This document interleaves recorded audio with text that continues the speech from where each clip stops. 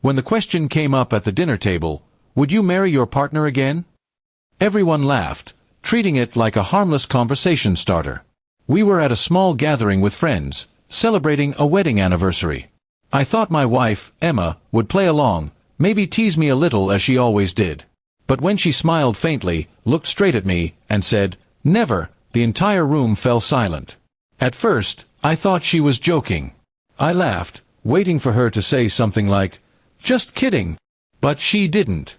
Her eyes stayed on her wine glass, and I saw something in them I hadn't noticed before: distance. My laughter died in my throat, replaced by a strange, heavy stillness. Everyone quickly changed the topic, but I couldn't stop hearing that word echo in my head. Never. When we got home, the silence between us was thick. I tried to lighten the mood, asking, "So, was that a joke?" She didn't answer right away. She just started removing her earrings, her movements calm but cold. "No," she finally said, "it wasn't a joke. I just said what I felt." Her words hit harder than any argument we'd ever had. I wanted to yell, to demand an explanation, but instead, I just sat there on the couch, staring at the floor. We had been married for 9 years.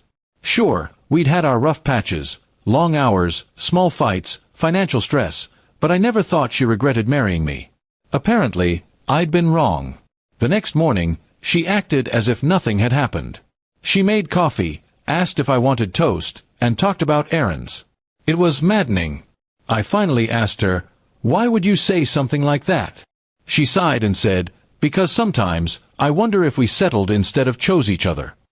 That line broke something inside me. For the next few days, I barely spoke to her. I went to work early, came home late, and avoided eye contact. I couldn't decide if I was angry or heartbroken. Late one night, I sat in my car outside the house, unable to go in. I thought about the early years, how she used to wait up for me, how she'd fall asleep on my shoulder during movies, how she'd laugh at everything I said. Somewhere along the way, we'd lost that. A week later, I found an old photo album in the closet. It was filled with pictures from our honeymoon: messy hair, sunburned faces, pure joy. I left it open on the table, hoping she'd see it. That evening, she did. She stood over it quietly, tracing her finger along the edges of one photo. Then she whispered, "We used to be happy, didn't we?" I nodded. Yeah, we did. That night, we finally talked, really talked. She admitted she'd been feeling trapped, like our marriage had turned into a routine instead of a relationship. I admitted I'd stopped trying to make her feel special. We both had become comfortable in the worst way, living together but not really living for each other. For a few days after that talk, things were awkward. But something shifted. She started asking me how my day was again. I started cooking dinner sometimes, even though I wasn't good at it. We began taking evening walks, silent at first, then slowly sharing stories again. It wasn't magical or sudden, but it felt like a beginning. One evening, I wrote her a note and left it on her pillow. It said, if I were asked the same question, would I marry you again, my answer would still be yes. Every single time. I didn't expect her to respond. But the next morning, I found a note in the same spot.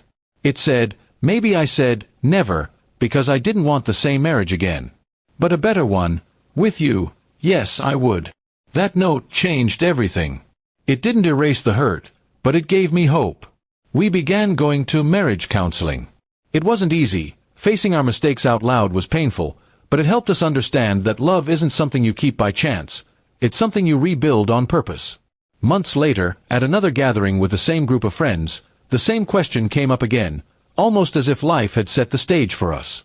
Would you marry your partner again? Someone asked. This time, I looked at Emma, and she looked back at me. She smiled, a real one, and said, yes. But only if he promises to keep trying. Everyone laughed, and so did I. It wasn't perfect, but it was real. The same people who had felt awkward at our first answer now clapped, and for the first time in a long time, I felt proud, not just of her answer, but of us. That night, while we walked home hand in hand, she whispered, thank you for not giving up on me. I squeezed her hand and said, thank you for telling the truth.